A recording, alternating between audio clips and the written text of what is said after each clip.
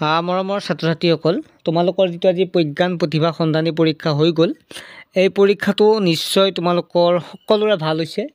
এই পৰীক্ষাটো তোমালোকে কিমানটানো কৰিলা অৰ্থাৎ কিমানটা শুদ্ধ হ'ল সেইখিনি চাবৰ কাৰণে তোমালোকে চেনেলটো ছাবস্ক্ৰাইব কৰিব লাগিব আৰু তোমালোকে এনচাৰখিনি দি দিম। যিটো তোমালোকে দেখা পাই আছা হোৱাটছএপ নাম্বাৰ, এই নাম্বাৰটোত তোমালোকে SMS কৰা।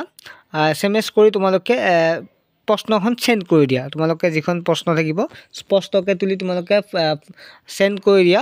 যিহেতু মোৰ লগত বৰ্তমান প্ৰশ্নকাকতখন নাই এইটো পৰীক্ষাৰ, প্ৰজ্ঞান প্ৰতিভা সন্ধানী পৰীক্ষাৰ। তোমালোকৰ সুবিধাৰ্থে মই এনচাৰখিনি দি দিম, তোমালোকৰ কিমানটা হ'ল বা কিমানটা ভুল হ'ল। ভৱিষ্যতে যাতে পৰীক্ষা দিলে এই ভুলবিলাক যাতে আৰু নহয়, সেইকাৰণে তোমালোকে এনচাৰখিনি দি দিম তোমালোকক কুৱেশ্যন পেপাৰখন। হোৱাটছএপ নাম্বাৰটো তোমালোকে ছেভ কৰি মোক প্ৰশ্নকাকতখন চেণ্ড কৰি দিয়া। আৰু যদি ষ্টুডেণ্টে নাজানা তেতিয়া অভিভাৱকৰ সহায় লৈ চেণ্ড কৰি দিয়া, মই এনচাৰখিনি সোনকালে কৰি দি দিম। বাই।